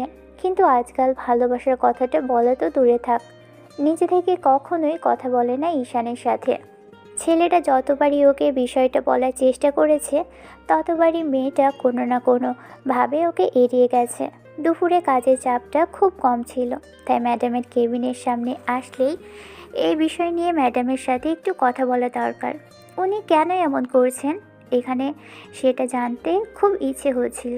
ভাবলো এই বিষয়টা শেষ করা দরকার। ঈশানের এখন মোটেও এসব কিছু ভালো লাগছে না। কেন জানি মেয়েটার সেই আগের পাগলিটাকেই দেখতে ইচ্ছে করে। অনুমতি নিয়ে কেবিনে প্রবেশ করতেই খেয়াল হলো ঈশিতা ল্যাপটপে কাজ করছে। ঈশান এসে ওর সামনাসামনি বসলো। ঈশিতা রাগী চোখে ওর দিকে তাকাতেই তখন ঈশান বলতে লাগলো, আজকাল তুমি যেসব কাণ্ড কারখানা করেছো এসব মোটেও ঠিক হচ্ছে না ঈশিতা। আমি বলি কি, এবার অন্তত এই নাটকটা বন্ধ করো। আমার এসব পছন্দ হচ্ছে না। তুমি যা বলেছিলে তাই করেছি, তাহলে অফিসে এসে এসব কি শুরু করেছো? ইভেন আমি কয়েকদিন যাবৎ দেখছি তুমি বাইরে গিয়ে অন্য ছেলেদের সাথে হাসাহাসি করে কথা বলো। হাজব্যান্ড থাকতে পরপুরুষের সাথে কথা বলাটা বেমানান, সেটা তুমি খুব ভালো করেই জানো। কি হাজবেন্ড? দেখো ঈশিতা, কথা বলো না, আমার কিন্তু রাগ হচ্ছে খুব। রাগ করে থাকলে আমাকে বলো, আমাকে কি করতে হবে সেটাই করছি, তারপরও এসব বন্ধ করো। আজব তো, এত বড় অফিসের এমডি, তাহলে কি আমি কোনো স্টাফের সাথে কথা বলতে পারবো না, নাকি সব সময় তোমার কাছেই বসে থাকবো? দেখো, বাসায় তুমি যা খুশি তাই বলতে পারো, কিন্তু অফিসে তোমার কোনো রাইট নেই আমাকে কোনো বিষয়ে ফোর্স করার। তার মানে তুমি যা খুশি তাই করতে চাও, তাই তো? এতদিনের সব তুমি করেছো, তাহলে এখন আমি করলে দোষ কোথায়? এমন না যে আমি তোমার মতো প্রেম করছি, আমি তো অফিসের কলিগদের সাথে কাজের জন্যই কথা বলি। এটা যদি তোমার ভালো না লাগে সেটা তোমার ব্যক্তিগত সমস্যা, কিন্তু আমাকে এইসব বিষয়ে কিছু বলতে আসবে না। বাসায় কথা বাসাতেই বলবে, কিন্তু এসব বিষয়ে বললে আমি কিন্তু সেটা বরদাস্ত করব না। আর তোমাকে আমি একদিন বলেই দিয়েছি, কাজের বাইরে পার্সোনাল লাইফ নিয়ে অফিসে কোনো কথা বলবে না। আমি জানতাম না একটা মেয়ের হাজব্যান্ডের বাইরেও কোনো পার্সোনাল লাইফ থাকতে পারে, আর সেই পার্সোনাল বিষয় নিয়ে নাক গলানোর অধিকারটা তার হাজব্যান্ডেরও থাকে না। মেয়ে মানুষ তো স্বাধীন হয়ে উঠতে চাও, কিন্তু এত বেশি স্বাধীন হয়ে গেছে যে অতিরিক্ত উঠতে শুরু করেছ। যাই হোক, তোমার যা খুশি তাই করো, তবে একটা কথা, এমন কোনো কাজ করো না যার জন্য আমার আর আমার পরিবারের সম্মানটা নষ্ট হয়। ঈশান কথাগুলো বলেই কেবিন ছেড়ে বেরিয়ে আসলো। মেয়েটাকে কি বোঝাতে গেল আর মেয়েটা ওকে উল্টো বুঝ দিয়ে দিল। তার মানে মেয়েটা ওর কোনো কথাই শুনবে না, ঠিক করে নিয়েছে। আর এগুলো কতদিন চালাবে ঈশান জানে না, তবে ধৈর্যের বাঁধ ভেঙে গেলে সেদিন ঈশানের থেকে রাগী ঈশিতার সামনে আর কেউ হবে না। এমন করেই আরও 15টা দিন কাটলো। এবার ঈশান এটুকু খেয়াল করেছে, বাসাতেও যখন রাতে ঈশান ঘুমোয় তখন মেয়েটা ফোনে কারোর সাথে কথা বলে। এসব বিষয়ে জানার পর ঈশানের মেজাজটাই পুরো খারাপ হয়ে গেল। প্রথমে তো ভেবেছিল কোনো কাজিন কিংবা কোনো ফ্রেন্ডের সাথে কথা বলে, কিন্তু এমন করে কথা বলে তাতে অন্য কিছুই প্রকাশ পায়। ঈশান বাসাতেও মেয়েটাকে যখন জিজ্ঞেস করে এসব কেন করে, তখনও মেয়েটা এড়িয়ে যাওয়ার চেষ্টা করে। তাহলে কি ঈশানের কথা আর ঈশানকে নিয়ে ভাবার সময়টা এখন ঈশিতার কাছে আর নেই? ছেলেটার এটা ভেবেই রাগ হচ্ছে যে এগুলোই যদি করবে তাহলে ওকে বিয়ে করার দরকার কী ছিল? এত কাঠখড় পুড়িয়ে এখন আবার এমন একটা নাটক করা হচ্ছে। দুজনের বিয়ের প্রায় 6 মাস হয়ে গেছে। এই 6 মাসে ঈশান খেয়াল করেনি ঈশিতার শেষ কয়েক মাসে নিজে থেকে ঈশানের সাথে কথা বলেনি। ঈশান মেয়েটাকে নিজের কাছে টেনে নেওয়ার চেষ্টা করলে, নিজে থেকেই কাছে আসার চেষ্টা করলে মেয়েটা ওকে দূরে সরিয়ে দেওয়ার চেষ্টা করে। আর এখন তো নিজে থেকে ছেলেদের সাথে কথা বলে। এই বিষয়টা ঈশানের প্রথমে স্বাভাবিক লাগতো। ভাবতো ঈশিতা একটা অফিসের এমডি, তাই হয়তো ছেলেদের সাথে কথা বলতে পারে। কিন্তু দিন যত যাচ্ছিল সেটা ঈশানের অসহ্য সীমার বাহিরে চলে যাচ্ছিল। সবসময় স্বাভাবিকভাবে ভাবলে স্বাভাবিক থাকা যায় না। ঈশানও ঠিক তেমনটাই ভেবেছিল। অফিসে একদিন আসার পর জানতে পারলো ম্যাডাম কারোর সাথে দেখা করতে গেছে। উনি নাকি একটু আগে বেরিয়ে গেছেন। ঈশানের বেশ খানিকটা কৌতূহল হলো যে কার সাথে এত দেখা করতে যায়, কিংবা যার সাথে ফোনে কথা বলে সব সময় হাসাহাসি করে তার সাথেই কিনা। বিষয়টা দেখার জন্য ঈশান বাইক নিয়ে বেরিয়ে পড়ে। তারপর অনেক খোঁজাখুঁজির পর লোকেশন ট্র্যাক করে একটা পার্কে চলে আসে। আর এসে যা দেখতে পায় তা দেখার জন্য প্রস্তুত ছিল না। ঈশিতা একটা ছেলের সামনাসামনি বসে আছে। ছেলেটাকে দেখতে বেশ হ্যান্ডসাম আর স্মার্ট। এই ছেলেটার সাথেই কি ঈশিতা কথা বলে? কিন্তু এর মাঝে খেয়াল করলো দুজনেই বেশি হাসি করে কথা বলছে। ঈশিতা নিজে থেকেই ছেলেটার হাতের উপর হাত রেখেছে। অন্যদিকে ঈশানের বুকের ভিতর তোলপাড় শুরু হয়ে গেল। তাহলে কি এতদিনে জমানো আবেগ, জমানো ভালোবাসা সব মিথ্যা হয়ে গেল? তাহলে কি ঈশিতার ভালোবাসাটা মিথ্যা ছিল? ওরা কি তবে কথা বলছে সেটা তো শোনা যাচ্ছে না, কিন্তু বেশ হাসাহাসি করেই যে কথা বলছে সেটা বেশ ভালোই বোঝা যাচ্ছে। কিছুক্ষণ ধরে দাঁড়িয়ে থেকে এসব দেখার পর আর ইচ্ছে করলো না ওদের এসব কর্মকাণ্ড দেখতে। তাই ঈশান বাইকটা নিয়ে বেরিয়ে পড়ল। এত দ্রুত ছেলেটা ড্রাইভ করছিল যে মনেই নেই ও রাস্তাতে আছে আর মেন রোডে বাইক চালাচ্ছে। ছেলেটা পাগলের মতো ফুল স্পিডে বাইক চালাচ্ছিল। সব কিছুই যেন এলোমেলো লাগছে আজকে। কেন কেন জানি মনে হচ্ছে ঈশিতা তাহলে শেষ পর্যন্ত নিজের আসল রূপটা দেখিয়ে দিল। কিন্তু ঈশান তো এমন কিছু চায়নি। ছেলেটা চেয়েছিল ভালোবেসে ঈশিতাকে নিজের করে নিতে, নিজে থেকে এগিয়ে আসার চেষ্টা করেছিল। কিন্তু মেয়েটা গত কয়েক মাস ওর সাথে কথা বলা তো দূরে থাক, ওকে ভালোবেসে সেটাও স্বীকার করেনি। যখন ঈশিতা ভালোই বেসেছে তখন ঈশান দূরে সরেছিল। তারপর ঈশান যখন ভালোবাসলো তখনই ঈশিতা নিজের ওর লাইফ থেকে চলে যেতে চাইছে। দিন শেষে এমন কিছু সম্মুখীন হতে হবে সেটা ঈশানের ধারণার বাহিরে ছিল। কথাগুলো এক মনে ভাবছিল। এরই মাঝে খুব জোরে সোরে একটা ধাক্কা অনুভব হলো ঈশানের পুরো শরীরটা জুড়ে। সামনে থেকে একটা ট্রাক ধেয়ে আসলে ঈশান পাশ কেটে পেরিয়ে যেতে গিয়েই খুব জোরে সোরে ধাক্কাটা লেগেছে। এক মুহূর্তের মধ্যেই মনে হচ্ছে চোখ জোড়া বুঝি বন্ধ হয়ে আসবে। পুরো শরীরটা ব্যথায় জর্জরিত হয়ে গেছে। এ বুঝি সময় শেষ হয়ে গেল। কথাগুলো ভাবতেই আপনা আপনি চোখ জোড়া বন্ধ হয়ে আসলো। মাঝে কেটে গেছে 1 ঘন্টা। ঈশিতা যখন অফিসের দিকে আসছিল ঠিক তখনই ওর নাম্বারে একটা কল আসে। রিসিভ করতেই ওপাশ থেকে ঈশিতার ছোট বোন বলতে আরম্ভ করে, আপু কোথায় তুমি? এই তো আমি অফিসের দিকে যাচ্ছি। কেন রে, কী হয়েছে বোন? কারো কিছু হয়নি, তুমি একবার সিটি হসপিটালে চলে আসো, বাকিটা আসলেই দেখতে পাবে। ঈশিতার বোন কলটা কেটে দিলেই ঈশিতার এক মুহূর্ত দেরি করলো না। বুকের ভিতর কেমন যেন একটা অজানা আশঙ্কা কাজ করছে। তাহলে কি আব্বু আম্মুর কিছু হলো? ঈশিতা আধা ঘন্টার মধ্যেই হসপিটালে চলে আসে। দেখা অফিসের কিছু লোকজন সেখানে আছে। এমন কিছু দেখে বেশ খানিকটা অবাক হলো। এবার ঈশিতা কেবিনটা সামনে এসে দাঁড়াতেই দেখলো ঈশানের আব্বু আম্মু কান্নাকাটি করছে।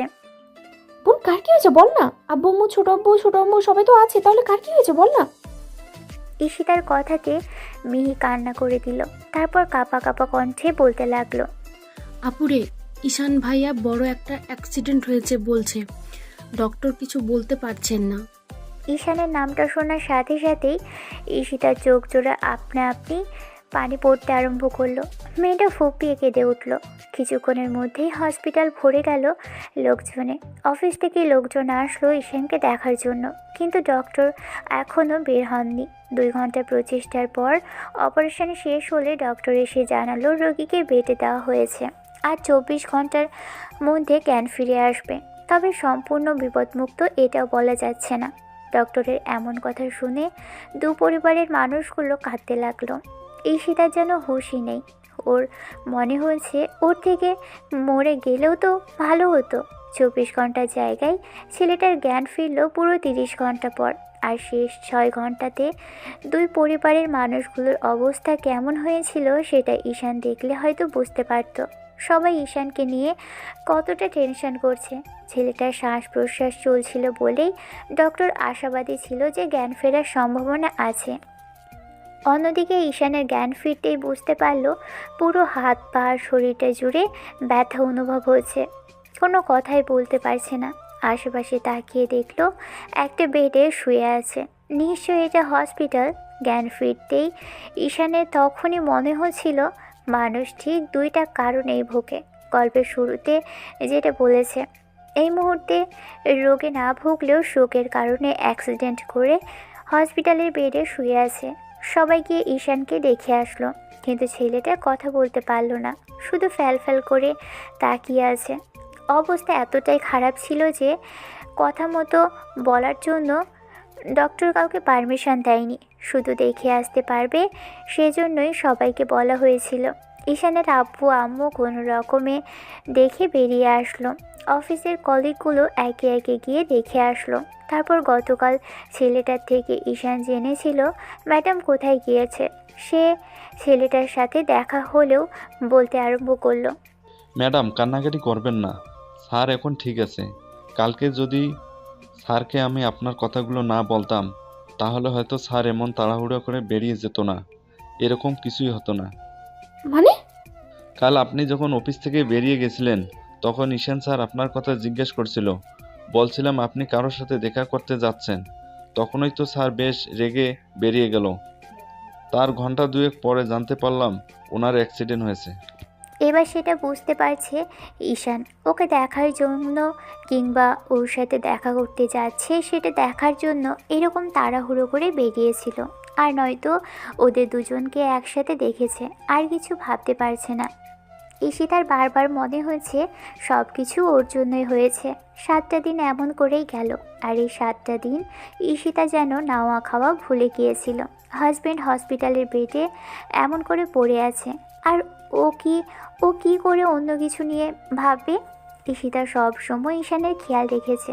ঈশান 2 দিন পর থেকেই কথা বলতে আরম্ভ করলেও ঈশিতার সাথে এক চুল পরিমাণও কথা বলেনি, কারণ মেয়েটার সাথে কথা বলতে ইচ্ছেই হয়নি। 7ম দিনের মাথায় ছেলেটাকে বাসায় নিয়ে আসা হলো। ডক্টর আসার সময় খুব ভালো করে বলে দিয়েছে 2টা মাস খুব ভালো রেস্টে থাকতে হবে। প্রতিনিয়ত ঈশিতা ঈশানের সেবা করেছে, তারপরও ঈশান ওর সাথে কথা বলে না। ঈশিতা বুঝতে পারল ছেলেটা কোনো কারণে ওর উপর রেগে আছে। পুরো 10টা দিন কেটে গেছে, বেডে শুয়ে আছে ছেলেটা। ঈশানকে দুপুরে খাওয়ানোর জন্যই ঈশিতা আবারও খাবার নিয়ে আসলে তখনও উঠে বসলো। অবশ্য নিজে থেকে উঠে বসতে পারলো আর কই। ঈশিতা সাহায্য করতেই ঈশান বসলো। তখনই ঈশিতা বলতে আরম্ভ করলো, তোমার যদি আমার উপরে কোনো কারণে রাগ হয়ে থাকে তাহলে তুমি আমাকে বলতে পারো, তারপরে এমন চুপ করে থেকো না। তোমার এই চুপ করে থাকাটা আমি যে নিতে পারছি না ঈশান। না তো, আমার আপনার উপর রাগ হবে কেন? তাছাড়া আপনি তো কোনো অন্যায় করেননি। অন্যায়টা আমার দ্বারা হয়েছিল, কারণ যে আমাকে এত ভালোবাসতো তাকে ভালো না বেসে থাকতে পারেনি।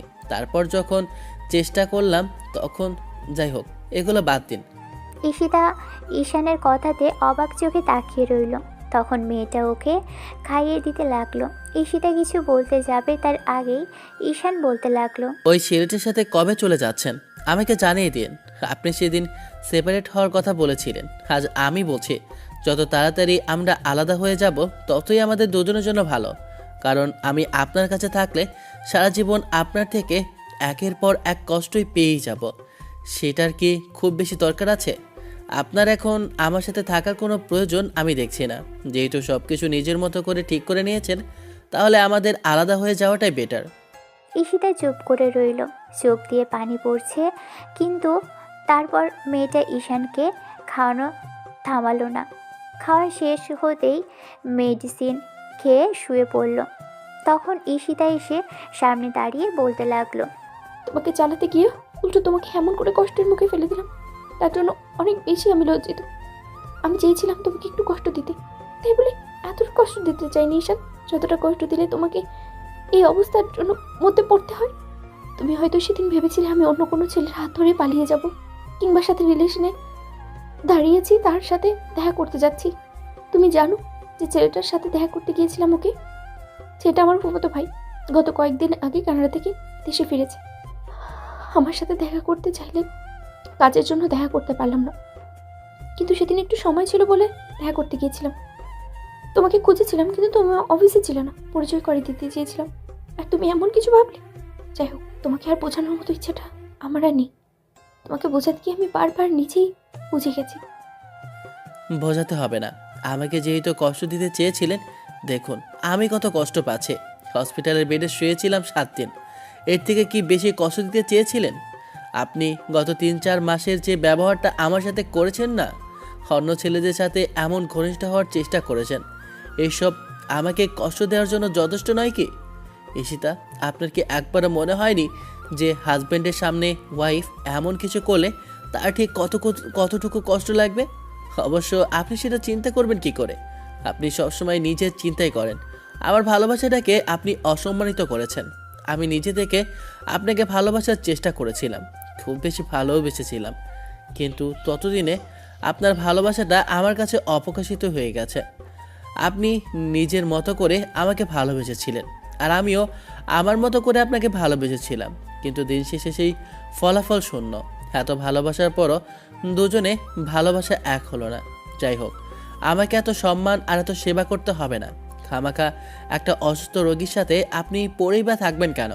আপনি চলে যেতে পারেন, সময় হলে আমি ডিভোর্সের কাগজগুলো পাঠিয়ে দেব। ঈশানের সুস্থ হওয়ার জন্য পুরো মাস লাগলো। এই 2 মাসের মধ্যে আর কেউ ডিভোর্স নিয়ে কোনো কথাই ওঠেনি। ঈশানের মাঝে ঈশিতার আব্বুর কাছে গিয়ে সবটা বলেছে আর এই অফিসে যাবে না। আব্বু ঈশানকে বলেছে নিজেদের অফিসটা দেখাশোনা করতে। ছেলেটাও সেটাই সিদ্ধান্ত নিয়েছে। ঈশান ভেবেছে সামনের সপ্তাহ থেকেই কাজ করতে আরম্ভ করবে। এভাবে বসে থাকলে চলবে না। কথাগুলো বেডে বসেই ভাবছিল ঈশান। এর মাঝখানেই ঈশিতা এসে ওর থেকে কিছুটা দূরে বসলো আর বলতে লাগলো, ঈশান, বলছিলাম কি, এখন তো সব ঠিক হয়ে গেছে, তাই? কি ঠিক হয়েছে? আপনার কাছে মনে হচ্ছে সব ঠিক হয়ে গেছে, কিন্তু আমি তো কোথাও কোনো ঠিক দেখতে পাচ্ছি না। না মানে বলছিলাম যে তুমি তো এখন সুস্থ হয়ে গেছো, তাই আর কি। চলে যেতে চান তো যেতে পারেন, আপনাকে তো ধরে রেখে বেঁধে রাখা হয়নি। আপনি শুধু শুধু আমার মতো একটা অসুস্থ মানুষের সাথে এতদিন ছিলেন, আপনাকে আমি জোর করে কিন্তু ধরে রাখিনি। যাই হোক, আমি উকিলের সাথে কথা বলবো, আপনি বাসায় চলে যান। এতদিন যাবৎ আমাকে এত বড় হেল্প করার জন্য অসংখ্য ধন্যবাদ। সারা জীবন কৃতজ্ঞ থাকবো আপনার কাছে। বারবার কেন ডিভোর্সের কথা বলছো? আমি তো একবারও ডিভোর্স চাইনি। তুমি শুধু শুধু এগুলো বলছো আমাকে কষ্ট দেওয়ার জন্য, তাই না? কষ্টটা আমি না, আপনি আমাকে দিতে চেয়েছিলেন, তাই তো এরকম একটা কাজ করেছেন। আপনি ভেবেছিলেন অফিসে গিয়ে আমি অন্য সব মেয়েদের সাথে প্রেম ভালোবাসা করি, কিন্তু সেখানে গিয়ে নিজেই অন্য ছেলেদের সাথে কথা বলছেন আমাকে কষ্ট দেওয়ার জন্য। সেদিন অ্যাক্সিডেন্ট করে যতটা না কষ্ট হয়েছে, তার থেকে বেশি কষ্ট হয়েছে যখন আপনি অন্য ছেলেদের সাথে এসে হেসে হেসে কথা বলছেন। একটা পুরুষ তার শখের নারীকে যদি অন্য কারোর সাথে কথা বলতে দেখে, সেটা তার জন্য যে কতটা কষ্টের আপনি বুঝবেন না। আই এম সরি, আমি আর কখনো এরকম কাজ করবো না। আমি ভুল করেছি, তার জন্য একবার আমাকে সুযোগ দাও। এইসব কথা তো প্রায়ই শুনেছি, আর কতবার অন্যায় করেও মাপ চাইবেন। সরিটা আপনাদের একটা কমন বাক্য হয়ে গেছে। সরি বলে যদি সব সমস্যার সমাধান হয়ে যেত, তাহলে আমি যে কষ্টটা পেয়েছিলাম সেটা আপনি ফিরিয়ে দিতে পারবেন। এমন করে বলছো কেন? সেদিক দিয়ে দেখতে গেলে তুমিও অপরাধী, আমিও অপরাধী। তুমিও তো আমাকে কম কষ্ট দাওনি। 5টা বছর আমার ভালোবাসাটাকেও অপেক্ষা করে গেছো। ইভেন বিয়ের পরেও যখন আমাকে নিজের কাছে টেনে নাওনি। আমি সেসব কথাই আসতে চাচ্ছি না। আর 6 মাসে কি হলো না হলো সেটা ধরেই বসে আছো। আমার কষ্ট পাওয়ার জন্য কি এটা যথেষ্ট ছিল না? এসে আমি তোমাকে আর কি বলে বোঝাতে পারবো বলো তো? ঠিক কতটুকু ভালোবাসি আমি তোমায়। আমি চেয়েছিলাম তোমাকে একটু জেলাস ফিল করাতে, তাই অন্য ছেলের সাথে কথা বলতাম, যেন রাগ করে হলেও তুমি বলো যে তুমি আমাকে ভালোবাসো। কিন্তু না, তুমি নিজের জেদের কাছে অটল। তুমি কতটুকু কষ্ট পেয়েছো, আমার কষ্টের কথা তোমার মনে নেই? যাই হোক, আমি এসেছিলাম তোমাকে বলতে আর একটা সুযোগ দেওয়ার জন্য, কিন্তু সুযোগ দেওয়ার কথাটা বলার মতো সুযোগই তুমি আমাকে দিলে না। তুমি চিন্তা করো না, আমি চলে যাব। তোমার মনে হয় আমরা একসাথে থাকতে পারবো না, তাহলে দরকার নেই। ঈশিতা কথাগুলো বলেই বারবার চোখ মুছতে লাগলো। ঈশান কিছুক্ষণ চুপ করে রইল। ভাবলো রাগ অভিমান অনেক হয়েছে, বারবার এরকম করে কাণ্ড করবে আর দুজনেই কষ্ট পাবে। দিন শেষে সবটা ভুলে একবার নতুন করে তো শুরু করতে দোষ নেই। মেয়েটা ওকে এত ভালোবাসে আর ও তো এখনও মেয়েটাকে ছাড়া থাকতেই পারবে না, তাহলে কেনই বা দূরে সরিয়ে দিবে? কথাগুলো ভেবেই ঈশান ঈশিতার দিকে এগিয়ে এসে ওর পাশে বসলো। মেয়েটা যখনই সরে যেতে নিবে তখনই ঈশান ওর একটা হাত ধরল। তারপর মেয়েটাকে নিজের কাছে আনতে গেলে ঈশিতা একটু রাগ দেখালো। ঈশানও মেয়েটাকে হ্যাঁচকা টানে নিজের বুকে নিয়ে আসলো। তারপর বুকের সাথে জড়িয়ে ধরে মাথায় কয়েকটা চুমু দিয়ে বলতে লাগলো, আর কখনো এরকম হবে না। দেখো, এখন থেকে অনেক ভালোবাসবো। তুমি যেমন আমার কাছে সুযোগ চেয়েছিলে, আমিও তোমার কাছে একটা সুযোগ চাই তোমার ভালো স্বামী হয়ে ওঠার। প্লিজ কান্নাকাটি করো না, যা ইচ্ছে তাই বলো। রাগ অভিমান অনেক হয়েছে, এবার অন্তত একটু কথা বলো। আমাকে মারো, বকো, যা ইচ্ছে তাই করো। ঈশিতা আবেগে ঈশানের বুকে কিল ঘুষি মারতে লাগলো। ঈশান মেয়েটাকে বুকের সাথে শক্ত করে চেপে ধরতেই মেয়েটা ওকে শক্ত করে জড়িয়ে ধরে ফুপিয়ে উঠতে লাগলো। দিন শেষে কে কতটুকু অন্যায় করেছে সেটা বড় কথা নয়, বড় কথা হচ্ছে দুজন দুজনকে ভালোবাসে। ভালোবাসা মহৎ, তাই ভালোবাসার মানুষগুলোর দোষ ত্রুটি না দেখে ভালোবাসাটাই আগে দেখতে হয়। ভালো থাকুক ভালোবাসা। দেখা হয়েছে অন্য কোনো দিন অন্য কোনো গল্পে। ততদিন পর্যন্ত আপনারা সুস্থ থাকবেন, ভালো থাকবেন, আমাদের সাথেই থাকবেন। ধন্যবাদ। আল্লাহ হাফেজ।